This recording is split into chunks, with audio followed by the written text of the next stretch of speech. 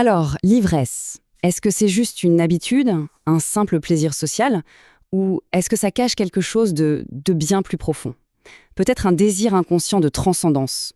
C'est vraiment la question qu'on va explorer aujourd'hui, en plongeant au cœur des racines psychologiques et même spirituelles de notre rapport à l'alcool. On va commencer avec cette image, qui est assez poétique je trouve parce qu'elle pose tout de suite un cadre sans jugement. Elle suggère que cette attirance pour l'alcool, ce n'est pas juste une faiblesse. Non, c'est plutôt comme la quête d'un phare dans le brouillard, une recherche de lumière quand on se sent un peu perdu à l'intérieur. Et c'est là que le vrai problème commence.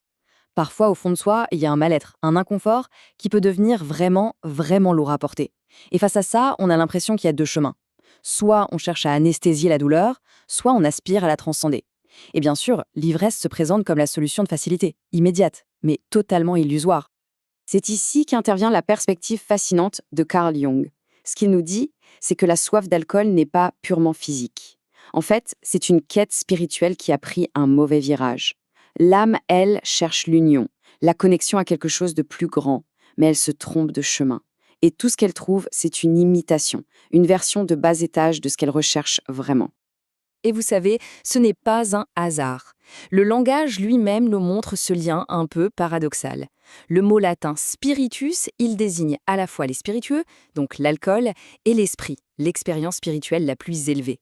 C'est fou, non? La même racine pour deux choses qui semblent complètement opposées. L'une qui est censée élever la conscience et l'autre qui, en fait, la dissout. Ce tableau, il illustre parfaitement la différence. L'alcool, il promet la paix, mais ce n'est qu'une paix empruntée. Une paix qui s'évanouit et qui laisse un vide encore plus grand derrière. Il promet la connexion, mais ce n'est qu'une illusion. En réalité, il obscurcit la conscience, et cette conscience, c'est la pierre angulaire de toute libération spirituelle. C'est un raccourci qui, au final, n'arrive jamais à destination. On pourrait s'arrêter à l'aspect psychologique, bien sûr, mais ce serait passer à côté d'une dimension absolument cruciale. Les traditions anciennes nous avertissent. Les effets de l'alcool ne sont pas juste chimiques. C'est un véritable sédatif spirituel qui modifie notre fréquence vibratoire et qui vient toucher à notre structure la plus subtile. Et voilà les risques dont on parle très rarement. Premièrement, l'alcool vient fragmenter notre champ énergétique, notre sorte de bouclier naturel. C'est un peu comme créer des fissures dans une armure. Deuxièmement, ces fissures, elles nous rendent vulnérables aux influences extérieures, des formes pensées, des énergies, voire des entités qui se nourrissent de cette déconnexion. Et pour finir, il y a le piège social, tout un système qui encourage cette consommation parce que des individus déconnectés sont beaucoup plus faciles à manipuler.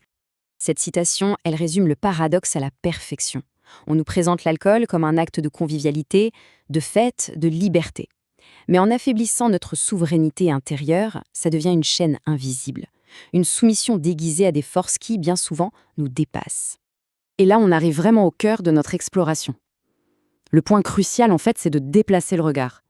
Le problème, au fond, ce n'est pas tant la substance elle-même, mais le vide qu'elle vient combler. La question, du coup, elle n'est plus morale, non. Elle devient une introspection. Pourquoi ce besoin? Qu'est-ce qui, à l'intérieur, appelle cette anesthésie? Pour essayer de répondre à cette question, on peut se tourner vers une philosophie très ancienne, l'Advaita Vedanta. Elle ne propose pas de lutter, mais de comprendre la racine même de ce besoin de fuite. L'Advaita identifie la source de nos compulsions dans ce qu'elle appelle les vasanas. On pourrait dire que ce sont des empreintes psychologiques profondes, des habitudes qui sont souvent inconscientes.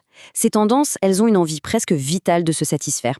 Et la fuite dans l'alcool, ça ne fait que nourrir indirectement ces vasanas, en leur permettant d'éviter le vrai travail de guérison et en les maintenant bien actives, mais dans l'ombre. Et c'est là que le changement de perspective devient radical. Cette philosophie nous invite à faire quelque chose de contre-intuitif. Cesser de voir cet inconfort, cette douleur qu'on cherche à noyer, comme un problème qu'il faudrait à tout prix éliminer. En fait, cet inconfort, c'est une boussole intérieure qui pointe très précisément vers ce qui a besoin d'être regardé, d'être guéri en nous. Cette douleur qu'on fuit est en réalité la gardienne de notre propre guérison. Et chaque fois qu'on boit pour l'anesthésier, on ignore la direction que notre âme essaie de nous montrer. Le chemin qui est proposé est donc simple en théorie, mais il demande un certain courage. D'abord, arrêter de fuir. Ensuite, simplement rester présent avec ce qui est là, sans juger et sans chercher à le modifier. C'est dans cette présence attentive et honnête que la boussole intérieure peut enfin être entendue. C'est là que le vrai travail de guérison peut commencer. Et voilà la pensée finale que j'aimerais partager. L'idée, ce n'est pas de diaboliser une substance ou de se lancer dans une guerre contre une dépendance. Pas du tout. Il s'agit plutôt de transformer cette lutte en un voyage de découverte de soi, de comprendre finalement que ce qui nous appelle à travers la bouteille, eh bien en réalité c'est l'appel de notre propre soi, un soi qui nous invite tout simplement à recentrer à la maison.